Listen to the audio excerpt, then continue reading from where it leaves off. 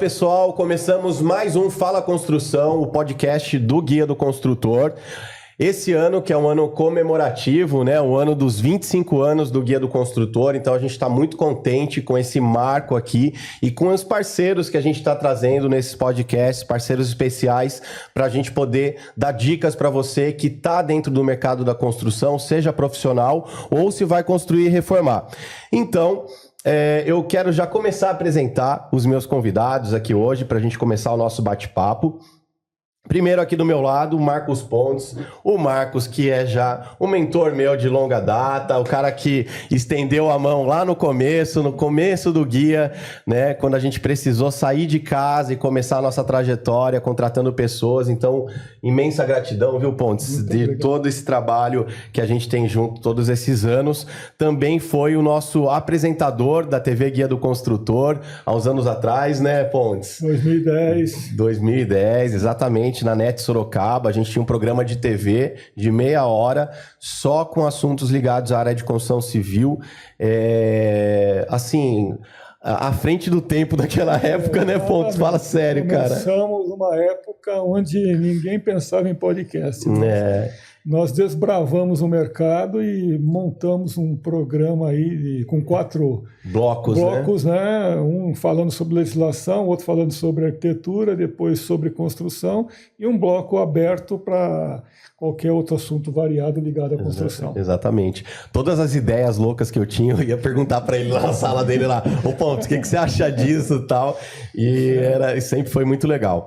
Então, o Marcos Pontes, ele é engenheiro civil formado pela Facens e professor há mais de 35 anos em engenharia de Sorocaba. Também atuou, né, como professor na Unip e na ITEC. É proprietário da Geplan Engenharia, trabalhando com projetos industriais, proteção contra incêndio e regularização, além de apoiar empresas na implantação e gestão de obras. Seja muito bem-vindo, viu? Muito obrigado, estamos aqui à disposição. Legal, Pontes.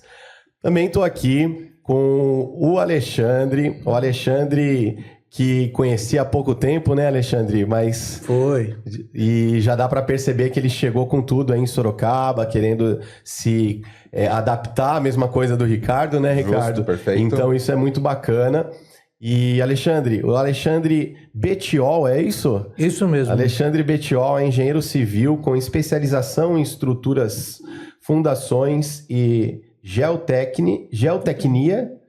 Legal, atua há quase 30 anos na construção civil com foco em rochas ornamentais e obras de alto padrão. É fundador da Projeto de Pedra e especialista em integrar engenharia, arquitetura e execução com precisão técnica e qualidade, principalmente na área da marmoraria, né, Alexandre?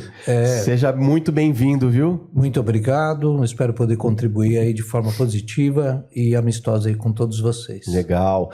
Não só seja bem-vindo ao podcast aqui do Guia do Construtor, mas a cidade de Sorocaba, né, e tal, que tá aí agora com a gente, né? Muito obrigado. A gente tem 2 anos de vinda aqui para Sorocaba. Nós começamos as operações no final de 2024, com as instalações da fábrica já aqui. Boa, isso aí. E também aqui, chegado recentemente também na cidade, né, Ricardo? O Ricardo Pegoraro, isso aí. Atua há mais de 30 anos na construção civil. Se juntar todo mundo aqui, tem o quê? Tem uns 150 anos aí de história? Tem um século e meio aí fácil. Caramba, meu.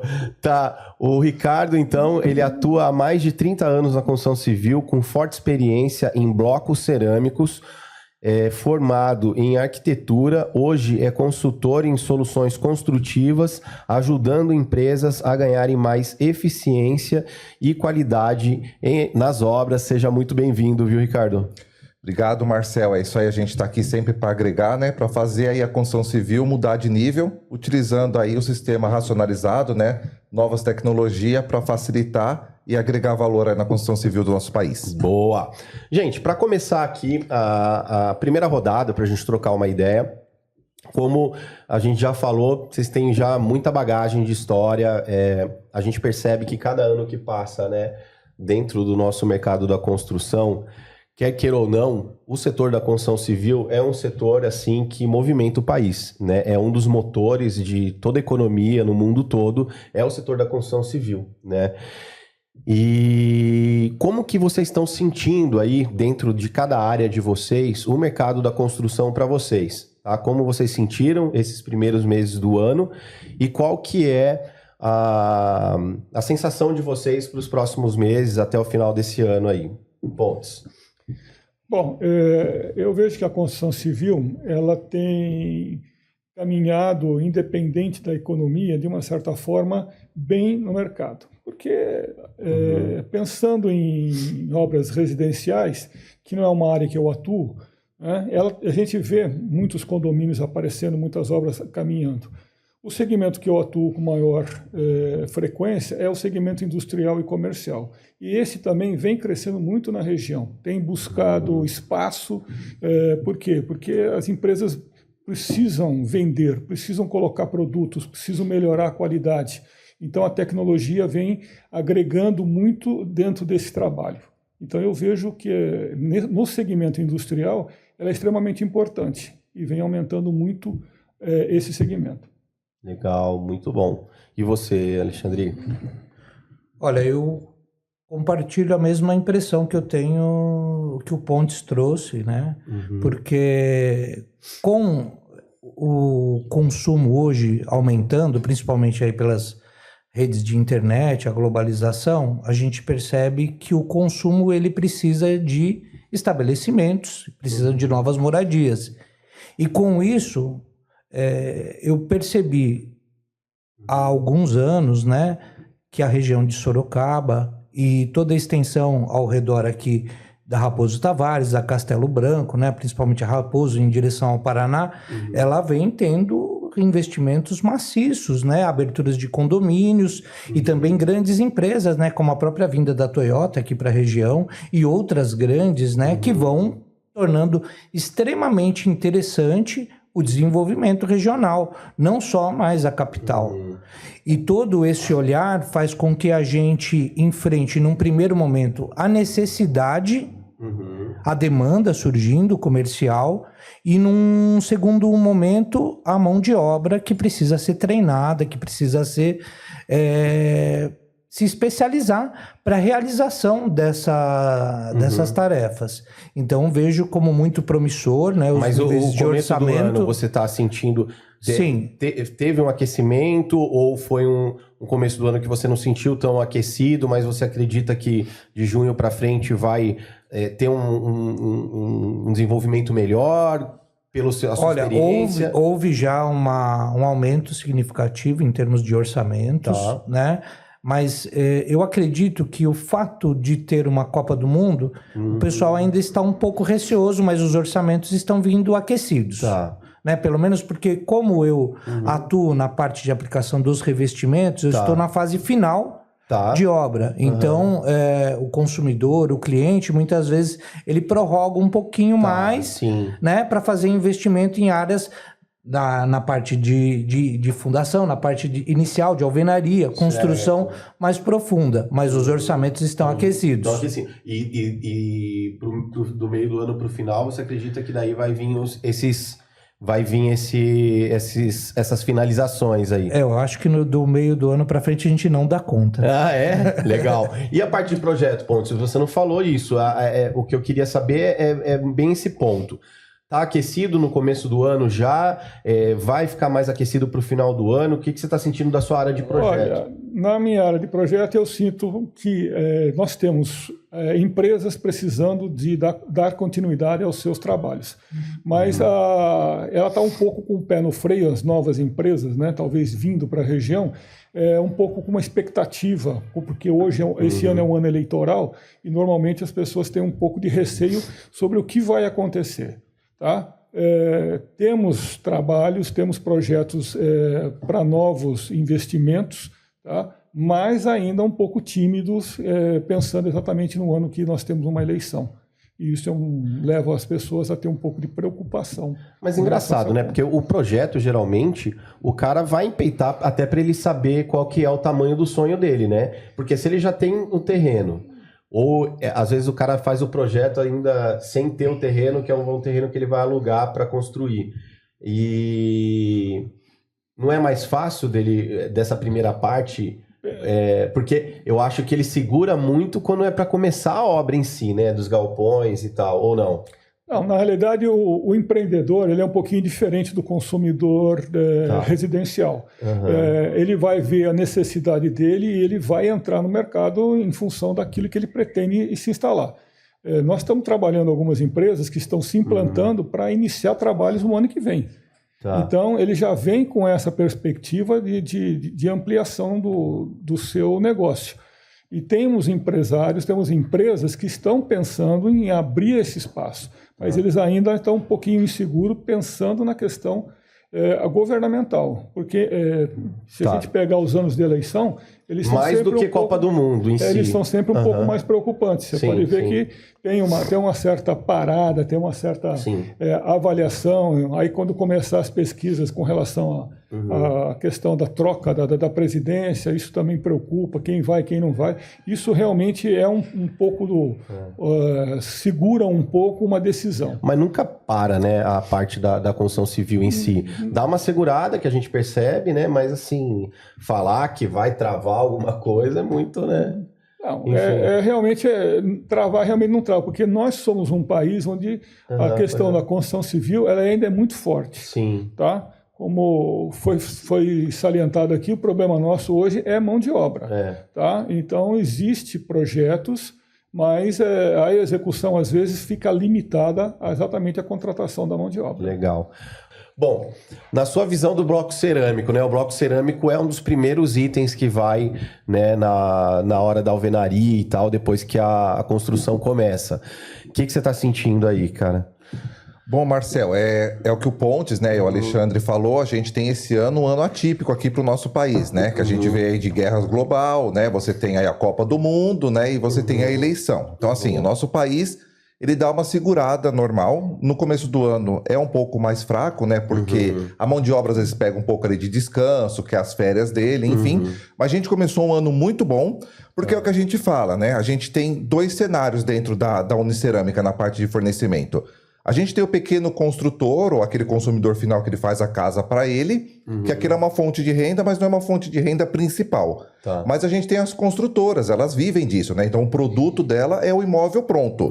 Então ela tem ali um cronograma para seguir, porque ela tem que entregar o imóvel dela naquele prazo. Então assim, não parou. A gente percebeu que deu uma tirada de pé no começo do ano, mas agora o pessoal já percebeu, né? A gente teve aí um aumento de combustível, que o pessoal aproveitou o gancho e acabaram reajustando vários produtos da construção civil, mas assim, o pessoal falou, poxa, já reajustou, agora eu preciso fazer, eu preciso dar continuidade, porque muita gente vive disso, então é o trabalho dela, não dá para ela ficar em casa, ela precisa continuar construindo. E o Brasil é um país que tem, né, o déficit de habitação. Então, a gente precisa entregar moradia que seja de baixa renda até a padrões altos, mas é uma necessidade. Então, para a Unicerâmica, não parou. A gente está no processo contínuo aí. Legal, legal. Bom, para quem não conhece, já começando com você, tá? Fala um pouquinho do que você faz. Eu sei que o seu trabalho é representar grandes... fábricas, né, de cerâmicas e tal, e você já tem bastante experiência com isso, né? Mas para quem não te conhece, qual que é o seu trabalho e qual dor que você resolve aí do mercado, né? Perfeito, Marcel. A nossa principal função hoje da Unicerâmica, né, a gente é uma central de vendas, tá? Eu acredito que a gente ainda seja a única no estado de São Paulo que tem um local físico que dá ali um acolhimento para o pequeno construtor, né, para mão de obra. Então, a gente qualifica também mão de obra, a gente tem palestras, cursos. Então, o que a Unicerâmica faz? Ela pega o fornecedor e a gente certifica o fornecedor dentro da Unicerâmica, então vê se ele tem toda a parte de laudo, toda a parte de documentação, e a partir desse momento a gente começa a fornecer o material para o nosso consumidor, seja ele ali o consumidor final, o pequeno construtor ou até grandes construtoras, tá?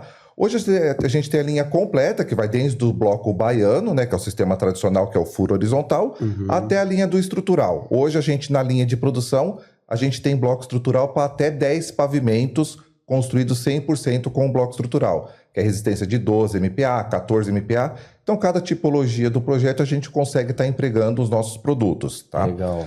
Temos a linha completa ali dentro e o mais importante é o quê? A gente consegue ajudar o cliente a ter ali uma obra que ele não para. Então, assim, se ele não tem uma mão de obra qualificada, ele quer migrar da alvenaria convencional, que é com bloco baiano, para a alvenaria estrutural, para ter uma mais qualidade, né? Termoacústica. Então a gente consegue instruir. Legal. A gente hoje tem o serviço de fazer a modulação 2D, 3D, para entregar uma obra racionalizada, onde vai evitar perda. Depois a gente vai voltar nesse assunto para você explicar, né? Para quem não conhece, aquela história do acabamento tal, e babá, né? Que Perfeito. Tem essas economias. Então a Unicerâmica hoje, Marcel, é basicamente isso. Ela é um apoio à construção, né? Só bloco, o que mais? Fora bloco? Só bloco cerâmico. A gente é especializado em bloco cerâmico. Toda a linha, mas só bloco cerâmico.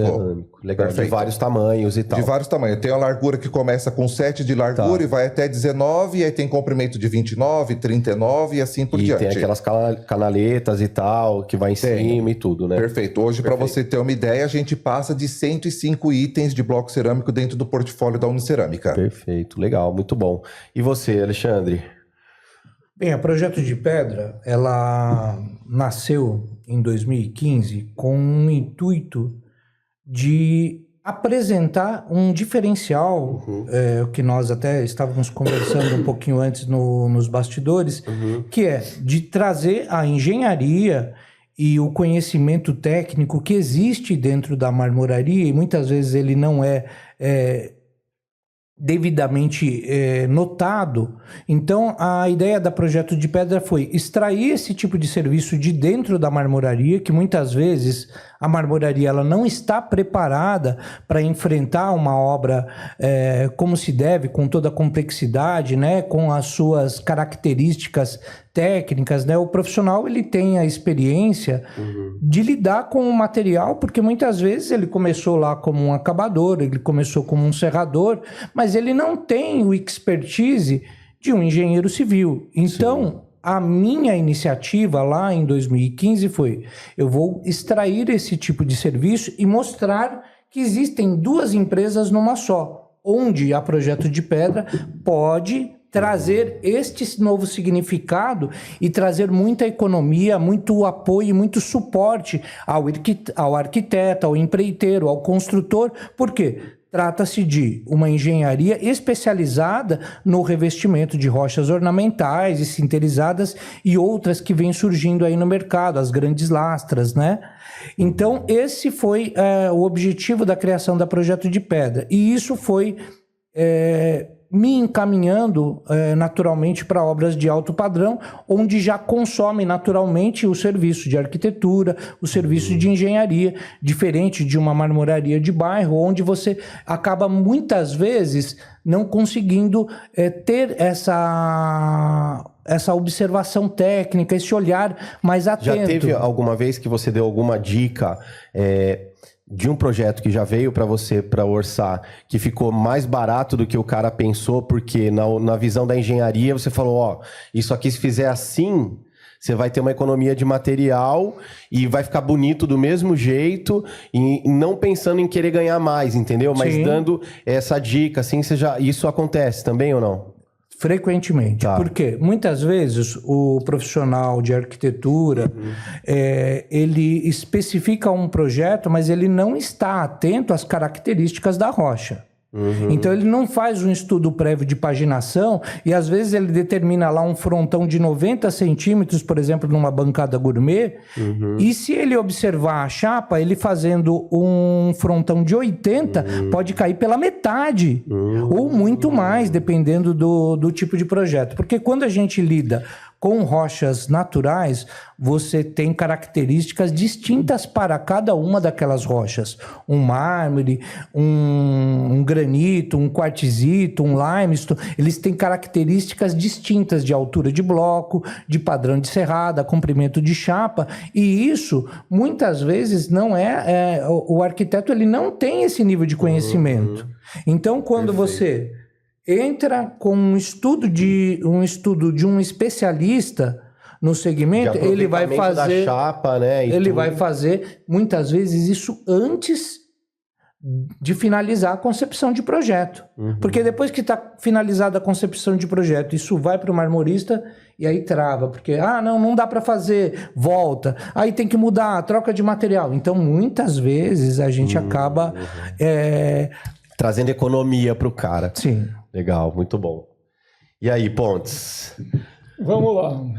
Como o nome diz aqui, Geplan, nós trabalhamos basicamente com o gerenciamento e o planejamento das questões das obras. Então, quando a gente fala em gerenciamento, quando a gente chama um cliente vem até nós, o que a gente procura fazer? Primeiro, orientar com relação ao projeto. Às vezes ele tem um projeto básico de arquitetura e aí a gente vai iniciar um projeto executivo. Tá. Então, nesse projeto executivo, nós vamos orientar que tipo de material ele vai usar, se ele vai fazer convencional, se ele vai com pré-moldado. E aí a gente vai fazendo tabelas de comparação e mostra para eles aonde está a economia. Tá? E prepara todo esse material na hora da execução. E o gerenciamento que nós fazemos é exatamente também a questão da obra. O que você vai colocar, onde nós vamos orçar, que tipo de material nós vamos estar trabalhando. Por exemplo, ele falou do tijolo. É extremamente importante você modular, às vezes, as paredes para que você consiga encaixar o tijolo de forma para evitar corte. Então, você faz uma parede bem mais homogênea, bem mais rápida e você tem economia de mão de obra. A distância entre os pilares, né? Isso, exatamente. Então, a modulação, por exemplo, nós fizemos um galpão pré-moldado agora, em que normalmente o pessoal do pré-moldado, é vão de 10 metros. Falei, não trabalho com vão de 10 metros. Primeiro, se eu vou trabalhar com modulação de pilares, eu vou ter que criar pilares intermediários, porque um vão é muito grande. Então, vamos trabalhar uma modulação menor, onde eu possa trabalhar com o meu bloco dentro dela, onde o rendimento do trabalho é muito mais rápido, porque eu tenho que evitar corte. Então, eu tenho material de corte que tenho desperdício de material que eu vou perder no corte. Então, a gente procura modular essa situação de modo a atender a necessidade do cliente, a questão de custo. Tá. E realmente dá grandes ganhos, porque você modulando, agora falando só no bloco, mas modulando a parede, essa parede sobe praticamente de uma forma bem constante e praticamente o material especificado eu vou consumir. Na sua área estrutural você usa sempre, né? Não só no estrutural. Por exemplo, vamos estudar uma área comercial. A gente faz alguns projetos comerciais. Certo. Estamos desenvolvendo um mall aí. Mesma coisa, modulamos o pré-moldado para a colocação dos blocos. Vai ter a questão do bombeiro, como é que nós vamos fazer o projeto do bombeiro? Já foi definido. Então, essa definição inicial ajuda muito na execução da obra, porque ela anda muito mais rápido, porque você já vem com o projeto modulado. E algumas vezes a gente faz modulação de parede exatamente para facilitar o trabalho do profissional que vai estar levantando a parede. Legal. Tá? Só tirar o celular que estiver vibrando de cima para não pegar na coisa.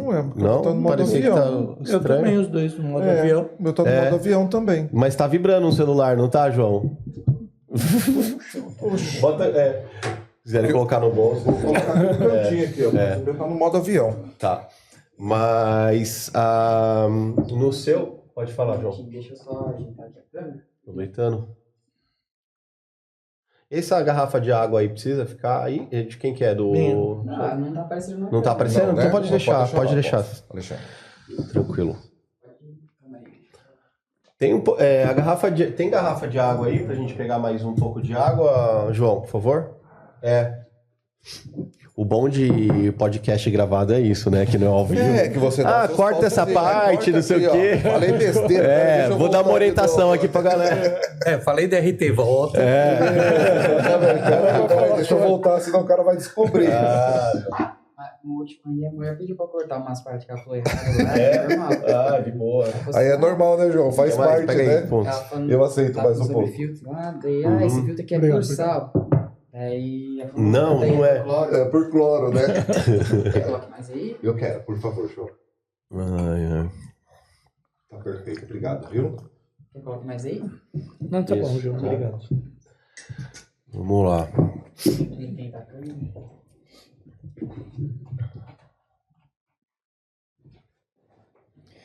Então, só concluindo, então, já que nós... Não, peraí que ele vai colocar... A câmera tá em você. Tá, já? Então continua, ponto. Então, concluindo, eu acho que esse trabalho que nós fazemos inicialmente e orientação, no fundo, acaba dando um ganho a nível de construção, eu ganho na questão do cronograma e ganho na questão do orçamento. O custo fica mais reduzido. Aí o pessoal fala, não, mas eu tenho que pagar um gerenciamento, vai ter um custo. Mas esse custo vai se diluir ao longo desse trabalho. Você não vai nem sentir o que você está pagando para mim nesse trabalho que nós vamos estar fazendo. E não tem intervenções, né? Porque a partir do momento que você acionou um especialista que tem conhecimento, propriedade do catálogo de produtos, da diversidade de materiais, ele vai falar, você precisa ajustar a concepção do seu projeto em função disso, disso, disso. Sim. E aí ele vai, além de determinar economia, velocidade de obra, porque a obra vai ser realizada muito mais rápido. É muito mais inteligente. Eu estava vendo uns números sobre se você contrata alguém que sabe gerenciar uma obra ou fazer essa concepção do começo, você tem um custo, você tem uma economia aí às vezes de 15% a 20%, né? Na obra, porque se você faz na unha, né, a obra, o problema que você pode ter com mão de obra errada que você vai contratar, com material errado que você está colocando e tal, é muito maior, né, Pontes? Sim. Fora essa parte de projeto, você faz mais alguma coisa? Sim, a questão do gerenciamento da obra. A gente desenvolve os projetos, por exemplo, os projetos complementares, a gente recebe um arquitetônico, a gente faz os projetos complementares, para dar seguimento. Na questão industrial, na questão comercial, nós temos a questão do projeto de sistema de proteção contra incêndio, onde a gente procura minimizar os pontos para poder fazer um atendimento, e no projeto industrial, a fazer os ajustes da concepção para atender às necessidades ambientais. Então, também nós temos... Deixa tudo ajeitado para os certificados que vai precisar depois, ISO e tudo mais. Exatamente. Então, você acompanha. Muitos dos meus clientes hoje estão comigo há mais de 10 anos, porque a gente tem feito um trabalho junto com eles. Eu tenho lá bombeiro para renovar, tenho um licenciamento para fazer. Então, todo esse trabalho de licenciamento, a gente costuma fazer a organização, a preparação, antes do vencimento, já iniciar as tratativas para deixar essa documentação em ordem também. Então, ou seja, as empresas ficam tranquilas com relação a esse tipo de documentação. Qualquer ampliação que eles vão fazer, consulta, a gente vai lá, faz os ajustes para que você não tenha nenhum problema documental. Legal. Bom, vamos fazer uma rodada agora falando com quem está construindo e reformando, tá? Com esse tempo de experiência de vocês, para quem está construindo ou vai construir e reformar dentro da área de vocês, qual que é a dica que vocês dão de ouro para a pessoa economizar na hora de construir, reformar? O que vocês trazem aí de informação aí para isso, Ricardo? Bom, Marcel, o nosso país, né, a gente tem várias tipologias de obra, né? Então, cada obra ali tem a sua necessidade. Então, tem obras que você tem que usar ali um bloco de cimento, tem outras que você consegue usar um bloco de cerâmica e assim por diante. O que é a nossa principal dica que a gente tem? Quando você contrata um arquiteto, muitas vezes, quando a gente fala de obra pequena, né, aquela obra para consumo, para o próprio proprietário, né? O arquiteto, normalmente, ele não acompanha, o arquiteto engenheiro, ele não tem o acompanhamento, o gerenciamento da obra. Então, ele vai fazer o projeto arquitetônico, vai fazer toda a aprovação junto à prefeitura e vai entregar aquele projeto arquitetônico e dali para frente quem vai tocar a obra é o pedreiro, tá? Sim. Então, o que a gente recomenda? Que é isso que a gente tem lá dentro da Unicerâmica também, que ele apresente o projeto para a gente, que a gente vai conseguir direcionar ele para o melhor tipo de bloco. Então, depende da mão de obra também. Se é uma mão de obra que nunca trabalhou com uma alvenaria racionalizada, fica difícil a gente empregar essa alvenaria. Então, a gente tem que usar a alvenaria tradicional. Aqui nem a argamassa normal você usa. É aquela com bastão, assim ou não? Não, você pode usar a argamassa normal, tá? Você pode assentar ela com a bisnaga, né? Você pode estar colocando ela ali com a colher meia cana. E você pode usar também a argamassa pronta. A gente recomenda na alvenaria estrutural, quando ela tem realmente a função de estrutural, para que o traço da massa seja feito em obra. Então, a gente tem ali uma receitinha, que a gente chama de receita de bolo, e você faz. A espessura da massa não pode passar de 1,5 cm, porque isso tudo vai gerar num contexto toda a parte de resistência ali do metro quadrado. Então, é isso, Marcel. O que acontece? É uma análise realmente. Então, hoje a alvenaria estrutural, ela vai te gerar uma economia ali de 20% até 30% no custo final da obra. Por quê? Imagine você, uma alvenaria tradicional, certo? Então a gente falando só da base da alvenaria. Hoje uma alvenaria feita com um bloco baiano, por exemplo, que a gente chama de alvenaria de vedação, você precisa de um complemento estrutural. O que é esse complemento estrutural? São as vigas e colunas, ok? Então para você fazer uma viga, por exemplo, uma coluna num bloco de 14, você vai ter ali uma viga de 14 centímetros, normalmente por 20, onde nessa coluna vai estar usando 4 ferros, né? Normalmente ali de 3/8, com toda aquela parte de estribo. Então você já comprou o ferro, você já teve que pedir para alguém armar, ou você arma isso em obra, então isso gera assim, um consumo da sua mão de obra. Sim. E depois você tem todo o caixilho de madeira também que é feito, né? Então você tem que ter toda a amarração de madeira ali, as gravatas, prender aquilo tudo com arame e depois encher todo aquele objeto para ele se tornar ali a coluna que vai sustentar a viga e os próximos pavimentos.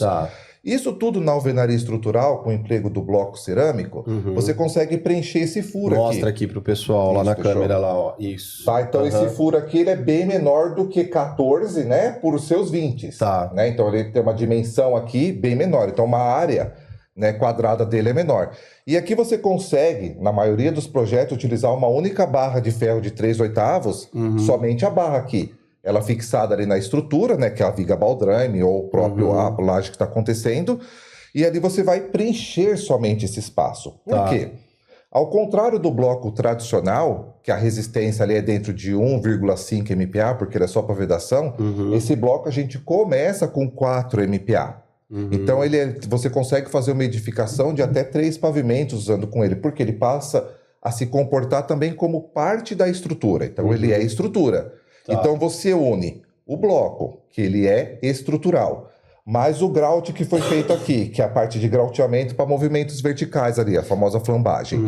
E você tem também a massa de assentamento. Tudo isso você vai gerando uma economia na tua obra. Além do que, quando essa parede está pronta, ela realmente está pronta. Diferente da vedação, que você tem que cortar para passar elétrica, hidráulica, aqui eu consigo trabalhar tudo internamente.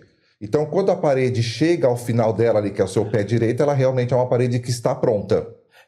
Só quem vai assentar precisa assentar direitinho para não ficar fora para os furos coincidirem, né? Isso é exatamente o que o Pontes falou, que é o projeto de modulação, onde você vai coincidir toda a parte de furação, de grauteamento, e a gente tem aquelas peças que eu comentei no início aqui do nosso podcast, que são as peças de acessórios, que nem, por exemplo, essa peça ela tem 39. Quando eu vou fazer um canto em 90 graus, eu não consigo ter 39, então eu uso uma peça que ela chama 34. Então você faz a modulação de 34. Por que 34? 14 com mais a metade, que é 19, 34 centímetros. Aí eu cheguei ali, eu peguei um projeto pronto. Não foi o projeto igual o Pontes mencionou, que é um projeto que está modulado. O arquiteto fez o projeto e chegou para mim um projeto pronto, que já está aprovado na prefeitura. Eu não consigo fazer modificações nas dimensões, né, a distribuição dos ambientes. Eu vou fazer uma modulação utilizando os meus acessórios, que chamam-se blocos seccionados, que eu tenho blocos que são pedacinhos que começam com 4, 6, 9, 14, 19 centímetros, que eu posso colocar ele aqui no início do canto da parede e deslocar os grauteamentos para que eles fiquem todos simétricos. Então essa é a mobilidade que a alvenaria racionalizada te dá. E também, quem não quiser, não precisa fazer nem a pintura aqui, você não tem o custo com o acabamento final da peça, é isso? Isso, na verdade é assim, tá, Marcel? Todo bloco cerâmico, a gente não pode comercializar ele como sendo um bloco aparente. Por causa da própria massa, né, que é a matéria-prima dele, que é a argila, pode acontecer de aparecer alguns pontos brancos aqui, ele com o tempo deteriorar. Então a gente recomenda que você faça o acabamento com gesso ou com uma argamassa, uma monocapa, mas que você faça ali um acabamento. O que você pode fazer é um acabamento direto com gesso, como a gente tem paredes duplas e a resistência das paredes dele é muito mais alta, você consegue colocar uma bucha de fixação aqui. Só passar normal. A tinta aqui também não é recomendado. Pode passar a tinta também. Já é considerado uma proteção? Uma proteção, exatamente. Porém, não recomendamos, tá? A gente pede sempre para colocar ali... alguma coisa antes. Isso, porque vai ser ali uma camadinha de meio centímetro. E então que já faz ali, o papel. Fica o acabamento melhor, mais durável, né? E qual que é a comparação dele com um bloco de concreto, assim? O bloco de concreto, ele é mais caro, ele é mais... qual que é a diferença desses dois universos, assim, na sua visão? Tá, o que acontece? O bloco de concreto, né, como normalmente as fábricas são ali regionais, né, então geralmente você tem uma fábrica muito próximo do que ela atende, vamos dizer assim, porque ele é um bloco pesado, né? Tá. Ele praticamente é o dobro do peso do cerâmico. Então, onde você tem 6,5 kg aqui... Essa é a primeira diferença. Essa é a primeira diferença. Vai representar 13 quilos. Tá. Porém, o bloco de concreto ele tem uma particularidade que você pode fazer muros de contenção, né? Porque quanto mais umidade ele absorve, ele mantém a resistência dele, que é a parte do próprio cimento, ele tem essa especificação. Tá. Já o bloco de cerâmica, não. Se tiver muita umidade, esse bloco que com o tempo ele vai se deteriorar e vai ser difícil de você fazer a manutenção. Só que Legal. assim, o bloco de cerâmica, ele é mais leve. Então, na obra, ele se torna mais produtivo. Então, o elevador que subiria 100 blocos de concreto vai subir 200 de cerâmica. Tá. A sua mão de obra vai trabalhar com um bloco que é 50% mais leve. Então, você vai desgastar a energia da sua mão de obra também menor. Menos. O caminhão que leva, um exemplo, 6 mil blocos de concreto, o nosso leva 12 blocos de cerâmica, tá, em comparação. Então, você vai ter menos frete para você pagar durante o decorrer da tua obra. Tá. E a gente, né, pela própria particularidade da cerâmica, nós somos termoacústicos automaticamente. Você pega como referência aquele filtro antigo lá, o São João de Barro. É o tanto de ar, né, que fica aqui, né? Corrente de ar vertical, né, a própria cerâmica. Sim. Então, para a nossa região do Brasil, né, que a gente tem um clima extremamente quente e úmido, isso gera aí uma economia de ar-condicionado, um conforto térmico dentro da edificação melhor. Então, você tem ali, né, um conforto térmico melhor, ele tem dupla parede, então você tem um conforto acústico também, então tudo isso ajuda. Legal. Assim, puxando um pouco agora da visão do Pontes. O Pontes, você, nas obras, você costuma usar... tijolos estruturais também, essas obras industriais e comerciais, geralmente eles usam essas técnicas construtivas mais rápidas, né? Eu só queria complementar uma situação quando ele falou do bloco ali. Quando você faz os projetos e chega, de repente, em função do bloco que você vai usar, isso vai interferir nos batentes de porta e janela. Então, você trabalhar com ela com uma espessura muito grande, você foge de um batente convencional. E aí você aumenta o seu custo. Por isso que eu falei para você que é mais importante no planejamento trabalhar a especificidade de cada obra. E aí você está mudando, você está alinhando batente de janela e porta, garantindo aí também, inclusive, um custo nesta situação. Legal. Isso aí é exatamente isso, Ponte. Normalmente, quando a gente faz o cálculo, né, a modulação, a gente usa blocos de 14 nas paredes externas e na parede interna a gente usa o bloco de 11,5, porque você vai ter o batente tradicional de 14. Tá, legal. E aí você coloca ali as guarnições, tudo certinho e ele fica 100%. Exatamente por isso. Legal. Batente de 14 no Brasil, ele é um batente tradicional. Todo mundo conhece, todo mundo tem ele ali pronto. Então, quando você usa o de 14, já teria que ser um batente especial. E para quem vai construir e reformar, vai fazer sua casa aí no condomínio de alto padrão, tudo mais e tal, é recomendado, então, usar blocos assim estruturais em alguns lugares? Porque, de repente, igual você falou, né? Aqui vamos usar um bloco tal porque vai ter umidade. Ali, né, vamos fazer geralmente assim? Na realidade, quando você vai fazer uma obra de alto padrão, ela já vem com um trabalho mais ou menos especificado para cada tipo de situação. Tá. Às vezes, no projeto do arquiteto, ele pede um batente de 20. Aí já não é, já está no projeto. Então, ou seja, ele já sabe que ele vai pagar um batente mais caro. Só para especificar rápido, a prancha que faz o batente, ela tem 30 centímetros. O mais econômico é você cortar no meio. Então, eu tenho 2 batentes de 14, porque eu vou perder. Quando eu vou fazer um batente de 20, eu vou cortar com 20 e eu vou sobrar uma tira de 10.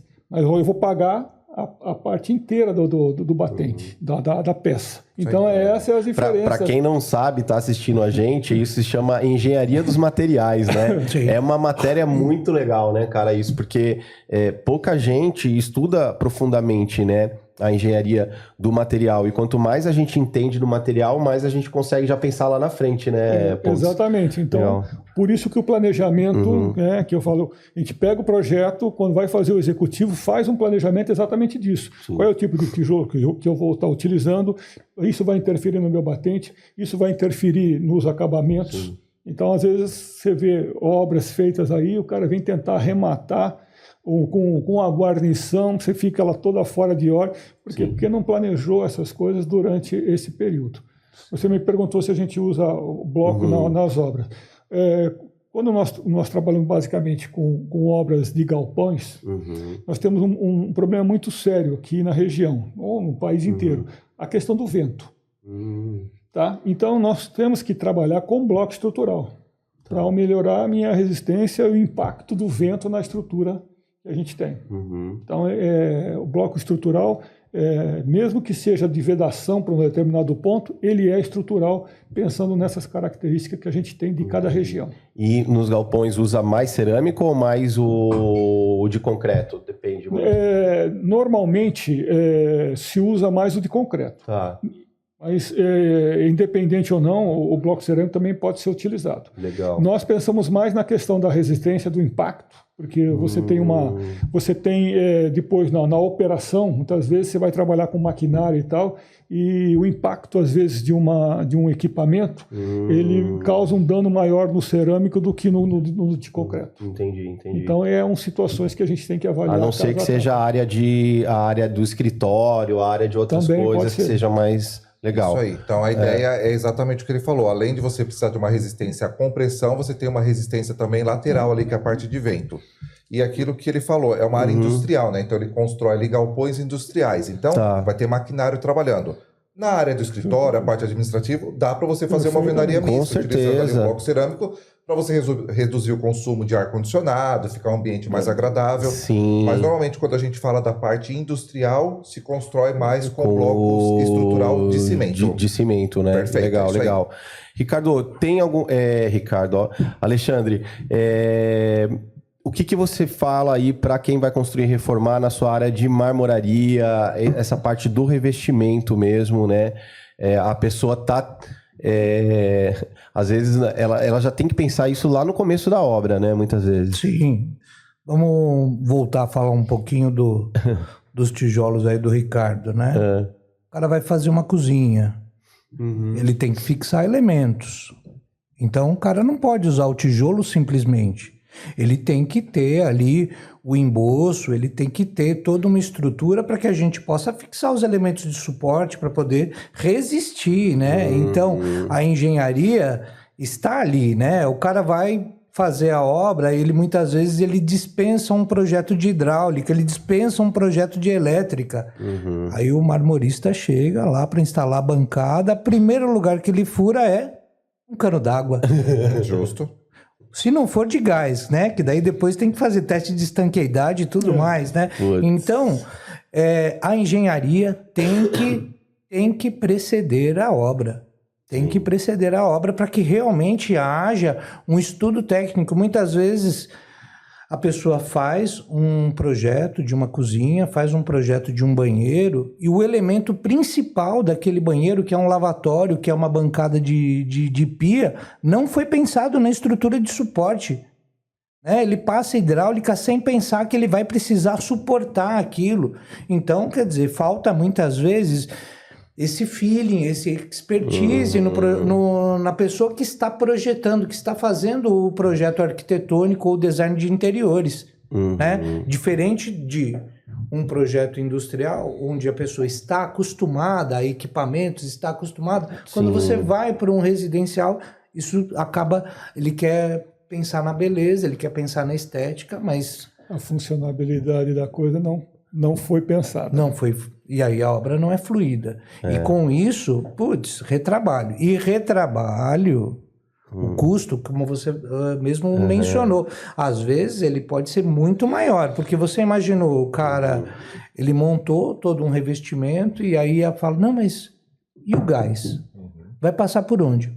Tem que quebrar.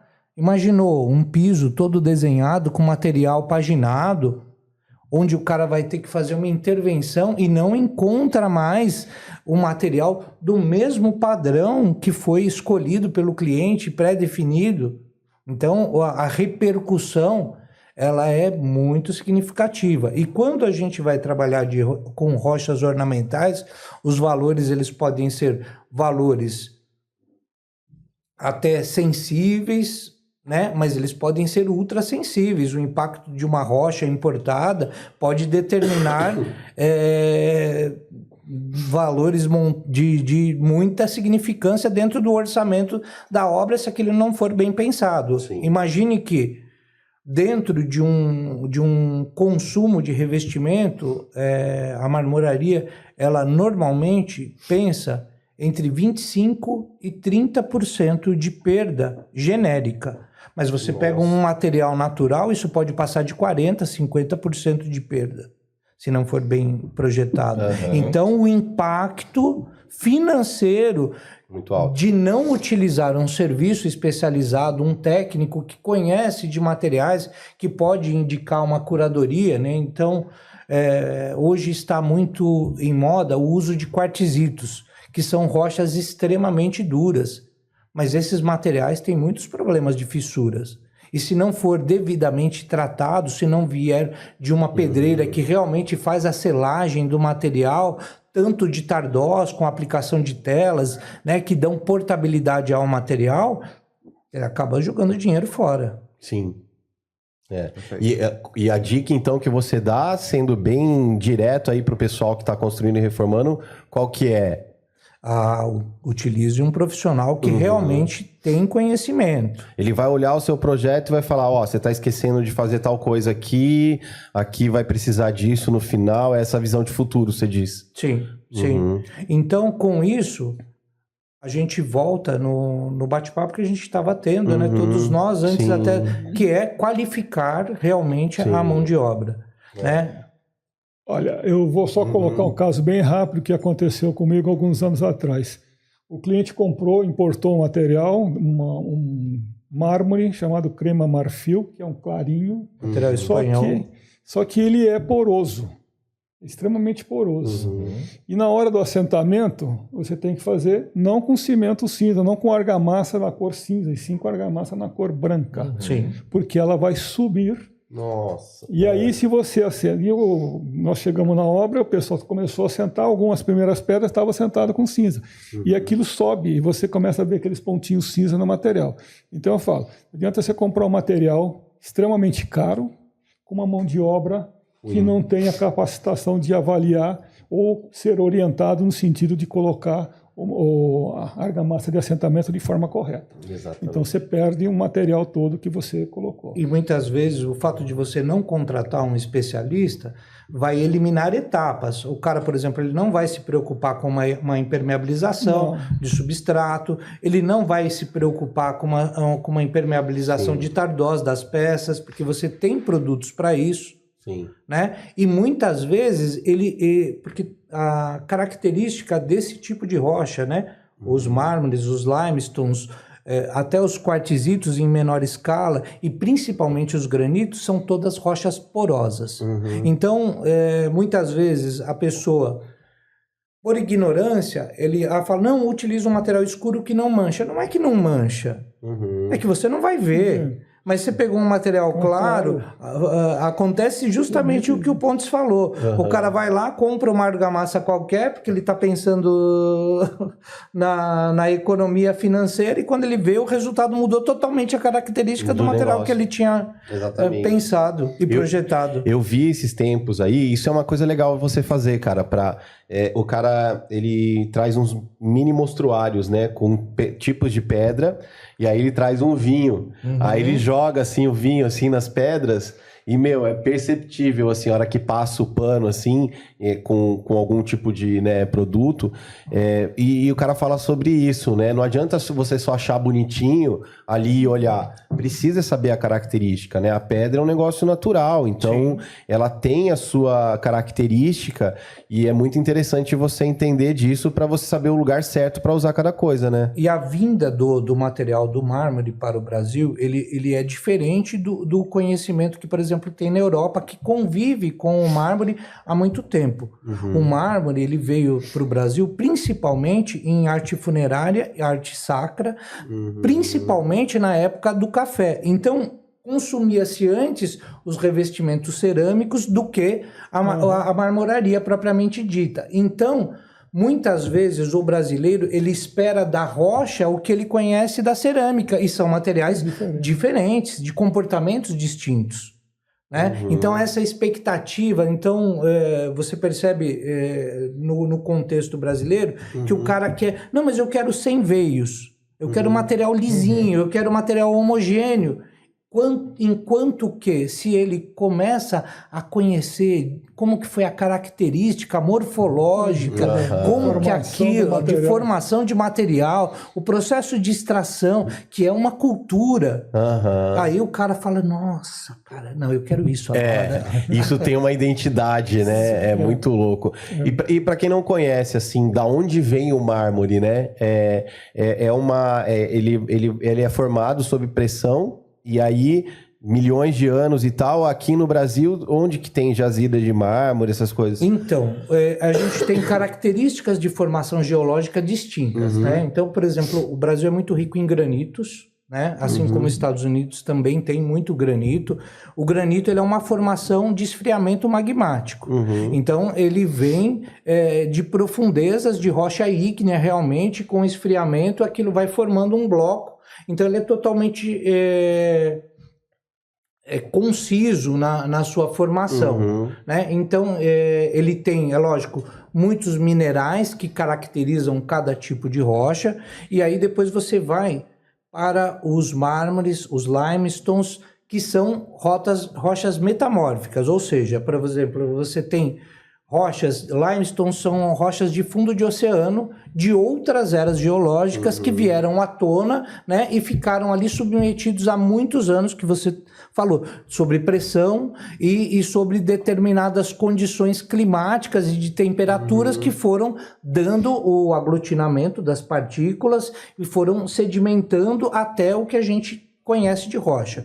O Brasil ele é muito rico em rochas por toda a área territorial, mas a gente tem pontos de maior extração, que é no Espírito Santo, né, onde a gente tem um grande volume de granitos e também alguns mármores muito brancos, que é o mármore que é conhecido comercialmente como branco Espírito Santo, né?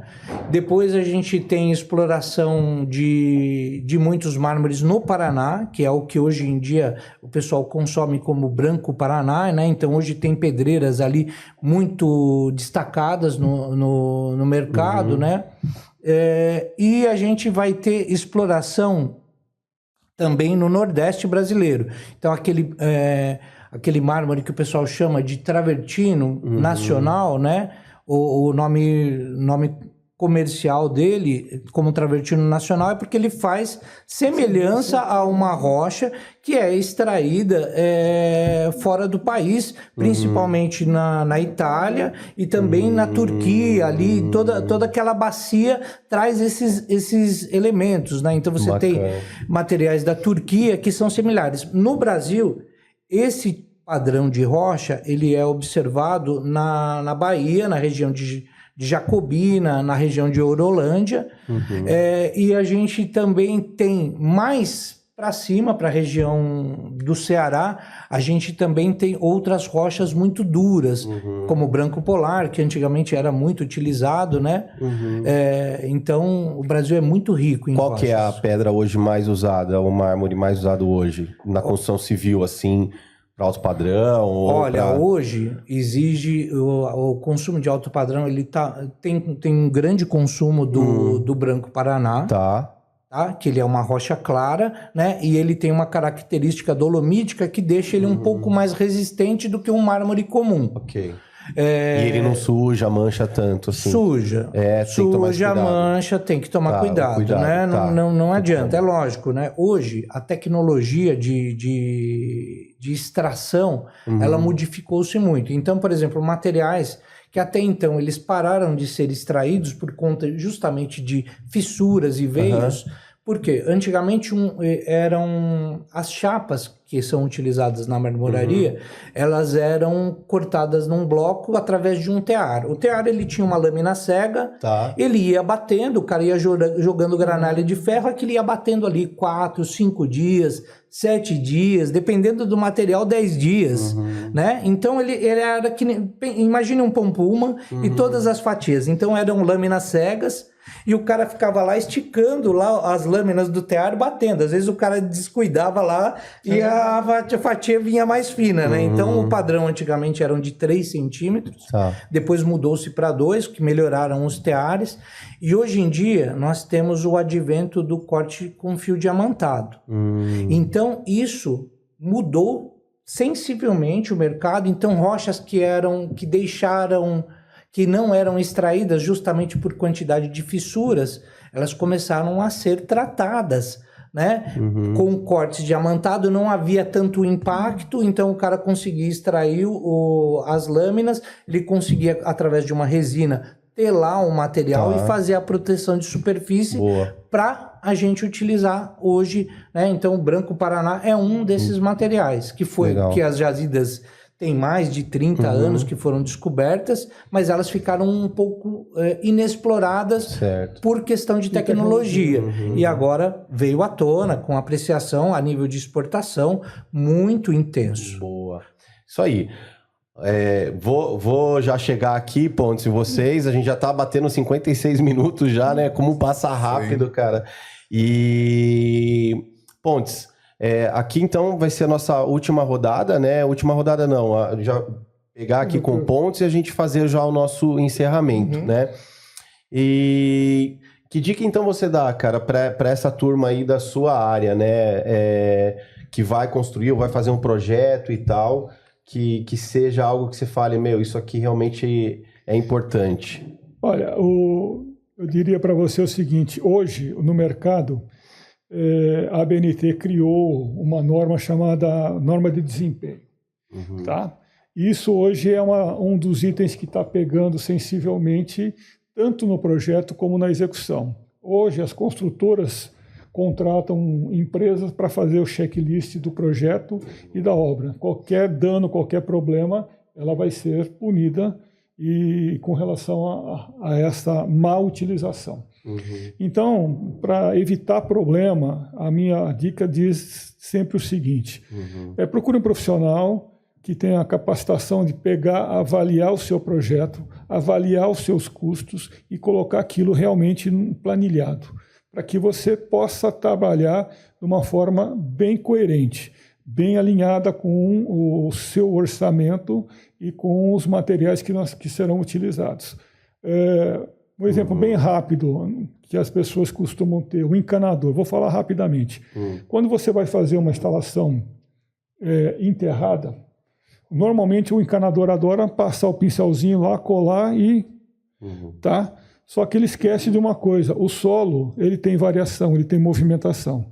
E o fabricante, quando fez o tubo, ele deixa um espaço para a gente colocar um anel, que a gente chama de O-ring, para que você encaixe essa peça e ela possa trabalhar exatamente com a movimentação. É ruim de colocar? Tem que passar vaselina, tem que torcer, não sei o quê, leva muito tempo. Mas essa pequena situação, esse pequeno movimento que você utiliza, vai facilitar uma coisa muito grande. O tubo colado ele é rígido e essa movimentação ele trinca. E já houve alguns casos que nós fizemos laudos de vazamento onde piso afundou, piso variou, quebrou. O custo é elevado por simplesmente a colocação de um anel. Isso é uma orientação que normalmente vai nos projetos. Quando você faz o projeto, orienta. As tubulações enterradas têm que ter o O-ring colocado lá. É um elemento... um elemento fora bobo, a inclinação, né? Porque tem que ter aquele negócio que é um saco também, mas se não tiver mas isso vai na execução. Mas no projeto, que eu digo para você, quando você planeja o projeto, você informa no projeto. Tem que ter aquele elemento. Então, por isso que eu falo, o projeto executivo ele é extremamente importante. Para quê? Para que orientar quem vai executar, ou o empreiteiro, ou o engenheiro que está na obra, tá? Ele seguir aquilo de forma que está lá. Amanhã deu um problema, trincou. Eu vou conversar com o engenheiro. Mas espera um pouquinho, no projeto está aqui e você fez assim. Então é uma garantia até para o profissional e para o cliente daquilo que ele comprou. Então, a orientação que eu sempre dou: procure um profissional, faça um projeto executivo, alinha essas situações de forma que você não tenha dor de cabeça na sua obra. Se o cliente quiser que você fale com o executor lá da obra, Sim, tal, vocês fazem isso também? Nós fazemos trabalho de Porque uma coisa é entregar o projeto lá, né? Outra coisa é o cara ler o projeto e entender. Vocês fazem alguma... Normalmente, quando a gente entrega um projeto, a gente faz uma reunião com o empreiteiro. Tá. Quando nós não fazemos gerenciamento, nós fazemos uma reunião com o empreiteiro, abre o projeto, ele fica lá uma semana com o projeto, fala, levantou suas dúvidas, senta com a gente agora e nós vamos deixar os tópicos aqui alinhados para que ele possa realmente tirar as dúvidas e executar. Legal. Tá? Ou quando a gente faz o acompanhamento, aí a gente vai fazendo isso ao longo do tempo. E quais os projetos principais complementares que você aconselha para quem vai construir? Bom, no caso residencial, vamos pensar inicialmente, o projeto arquitetônico que vem da arquitetura. Depois um projeto estrutural baseado em cima do arquitetônico, que normalmente às vezes se conversar entre o arquiteto e o engenheiro, porque algumas modulações você pode alterar, né, e discutir, olha, fica mais fácil eu mudar aqui e você altera o seu projeto aqui. Em cima, depois desses dois projetos alinhados, você faz um projeto de elétrica, um projeto de hidráulica. Tá? Ou seja, você tem aqui todo o material alinhado. Aí vem outros projetos complementares, que tem paisagismo, depois, às vezes, técnico, ou, por exemplo, um projeto de paginação de parede, que às vezes é extremamente importante, que nós já comentamos aqui. Sim. O que é projeto de paginação de parede? Fazer exatamente a modulação da parede para exatamente acertar batente, essas coisas que nós havíamos já até comentado aqui. Legal. Tá na hora dos caras inventar um aplicativo para você ver a parede por dentro, assim, né? Antes de furar, né? Porque, hoje tem muita tecnologia e programas específicos. Hoje nós conseguimos, através do BIM, fazer... Isso que eu ia perguntar, você entrega os projetos com BIM? Lá, alguns não, nós não fazemos todos. Mas nós estamos fazendo algumas interações para troca de... Né? O pessoal já fez alguns cursos para fazer alteração.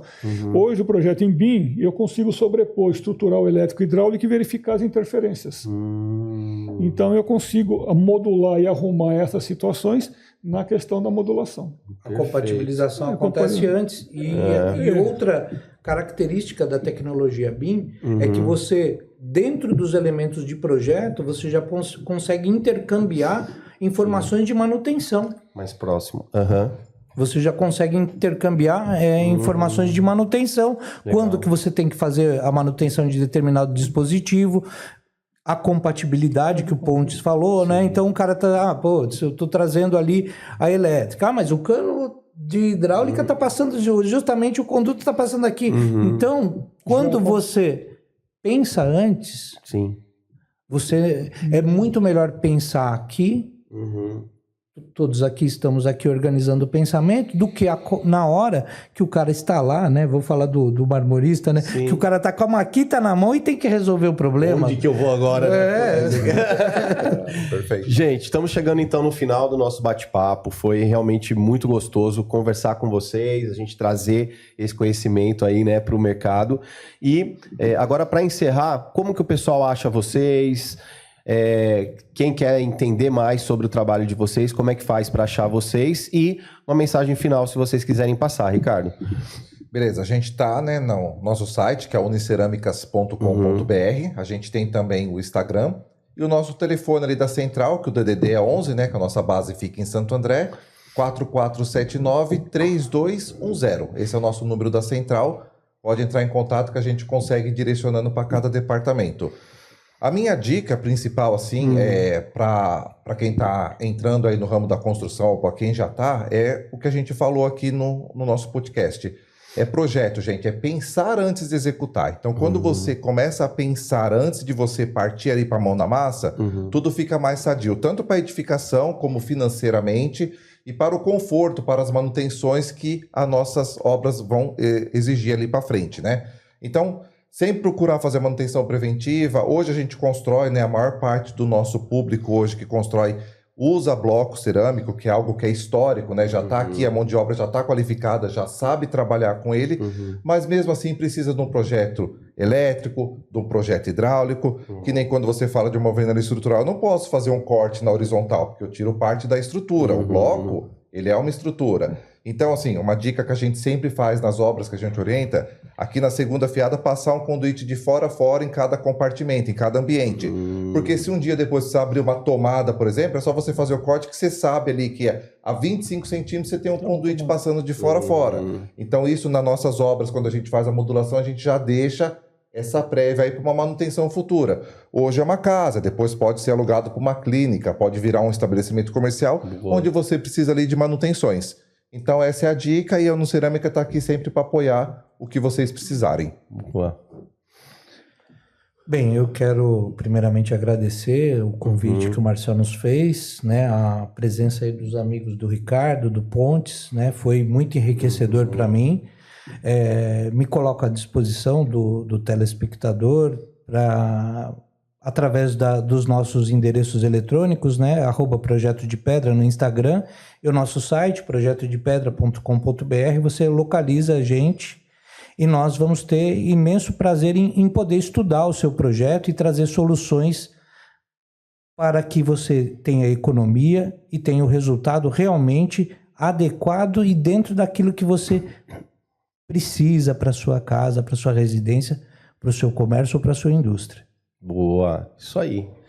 E aí, Pontes, como que acha em Geplan? A Geplan você acha no Instagram, colocando Geplan, tá lá o símbolo aqui, a letrinha G, tá? E a minha dica básica é trabalhar exatamente a questão que nós mencionamos aqui. Para um bom trabalho, um projeto definido, bem alinhado, com seus complementares, isso vai minimizar os custos, vai minimizar mão de obra e vai minimizar um desgaste que muitas vezes pode gerar entre os profissionais e o cliente em função exatamente, talvez, dessas falta de informações. Tá certo? Você vai achar nós também no telefone 15 3232-0380. Marcelo, obrigado pelo convite. Nós continuamos nossa parceria já de praticamente 25 anos. Você sabe que nós estamos juntos desde essa época. Legal, Pontes. Obrigado, gente. É isso, pessoal. A gente está chegando aqui no fim agora do Fala Construção, o podcast do Guia do Construtor. Nesse ano comemorativo aí dos 25 anos aí de história, com grandes parceiros aqui hoje. E é isso, pessoal, porque vocês sabem, né?